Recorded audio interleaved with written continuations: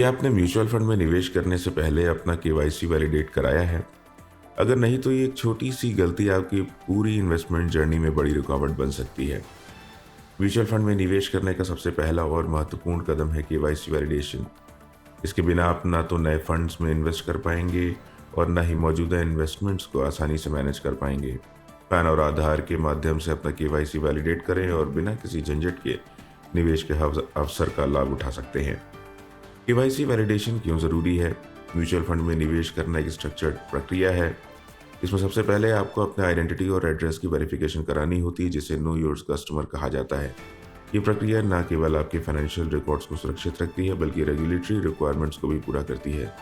लेकिन सोचिए, आपने घंटों की मेहनत के बाद म्यूचुअल फंड की वेबसाइट चुनी और म्यूचुअल फंड की बेहतरीन योजना चुनी जो आपकी फाइनेंशियल गोल से बिल्कुल अनुकूल है। लेकिन जैसे ही आप इन्वेस्ट बटन दबाने वाले हैं, एक मैसेज आता है कि आपका केवाईसी इनकम्प्लीट है। ये न केवल निराशाजनक है बल्कि एक ऐसा रोड ब्लॉक भी है जो आपको नए फंड्स में इन्वेस्ट करने से रोकता है। केवाईसी का स्टेटस कैसे चेक कर सकते हैं? आपके केवाईसी का स्टेटस 3 प्रकार का होता है: वैलिडेटेड, रजिस्टर्ड, ऑन होल्ड या रिजेक्टेड। केवाईसी स्टेटस चेक करने के आसान तरीके समझ लीजिए। म्यूचुअल फंड या आरटीए यानी रजिस्ट्रार ट्रांसफर एजेंट की वेबसाइट पर जाएं।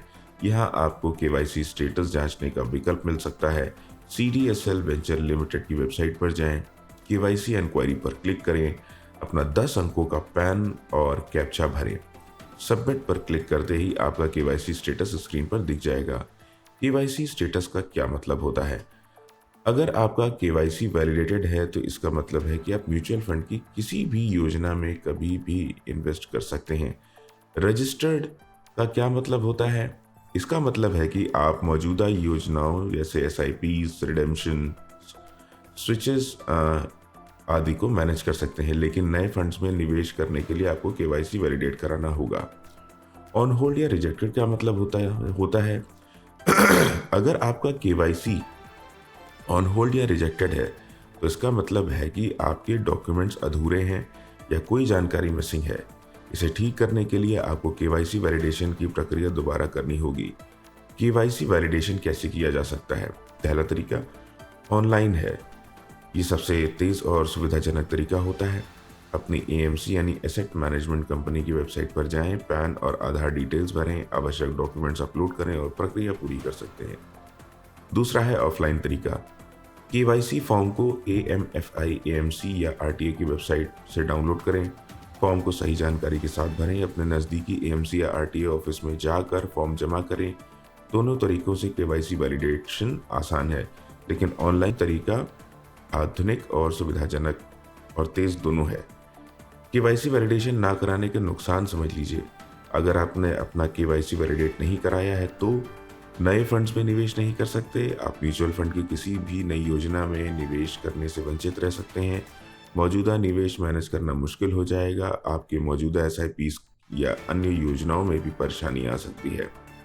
इन्वेस्टमेंट जर्नी तक रुक सकती है आपकी। अगर आपका केवाईसी स्टेटस ऑन होल्ड या रिजेक्टेड है तो आपका निवेश, आपकी जो इन्वेस्टमेंट जर्नी है वो पूरी तरीके से वैलिडेट हो सकती है। बेहतर अवसर छूट सकते हैं। म्यूचुअल फंड में समय समय पर निवेश करना बेहद ज़रूरी होता है। बिना वैलिडेटेड केवाईसी के आप समय पर निवेश नहीं कर पाएंगे और बेहतरीन अवसर खो देंगे। रजिस्टर्ड और वैलिड केवाईसी में फ़र्क समझिए। रजिस्टर्ड केवाईसी केवल मौजूदा इन्वेस्टमेंट के लिए उपयोगी है।